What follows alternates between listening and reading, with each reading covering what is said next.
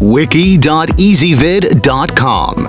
Search EasyVid Wiki before you decide. EasyVid Wiki presents All-Time Stupid Quotes by American Presidents. Let's get started with the list. Starting off with number 10, President Obama is known for his eloquence, but he's also human. Thus the quote, "It's always bad practice to say always or never." Of course, the man usually gives celebrated speeches. He's likely more athletic than you. And did you know Obama is the 9th tallest president? Now for our number 9 stupidest quote.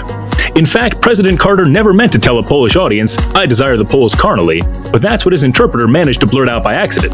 Carter's actual quote was totally benign. He meant to say, "I understand your desires for the future." At least they eventually became allies with the fall of the Soviet Union.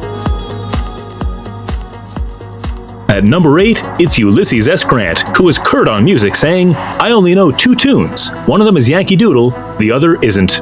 He may well have been tippling at the time, but we have to give him props for the Civil War victory, and the man had a beard for the ages. To see all this stuff, go to wiki.ezvid.com and search for All-Time Stupid Quotes by American Presidents, or click beneath this video.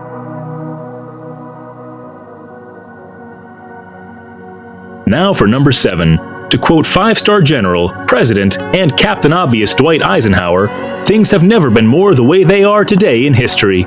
Aside from funny quotes, the man did oversee the D-Day invasion.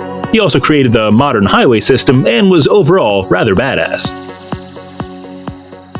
Our number 6 quote comes from President Warren G. Harding, who seemed not to think much of himself, having said, "I am not fit for this office and should never have been here." He was our 29th president, and his short administration was rife with scandal until he died in office in 1923. Now for number 5. The accidental president, as he is sometimes derisively known, Gerald Ford once opined, "If Abraham Lincoln was alive today, he'd roll over in his grave." Did you know he was the only vice president to take office after a resignation? He was also known to occasionally fall over in public. He served the 5th shortest term of any president. Our number 4 quote comes from George H.W. Bush, who debated himself by uttering the words, "I have opinions of my own, strong opinions, but I don't always agree with them." Also remember that whole taxes quote. And did you know he was captain of a college basketball team? Let's also not forget the whole war hero thing. Now moving into the top 3 stupidest quotes. Of all the wise and not so wise things President Clinton has said, perhaps none is so memorable as the 4-word quote, "I did not inhale." Because, yes, he definitely did. Like, there's no way he didn't. Just own it, man. Just own it. To see all this stuff, go to wiki.ezvid.com and search for All-Time Stupid Quotes by American Presidents, or click beneath this video. Now for number 2. President Ronald Reagan, the great communicator, wasn't always so great with his word choice, like when he said, "Facts are stupid things."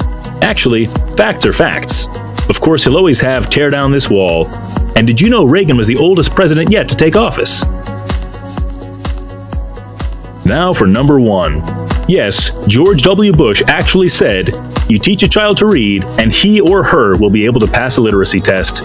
It was poorly said, and totally obvious. Also remember the OBGYN quote, and let's not forget the wars.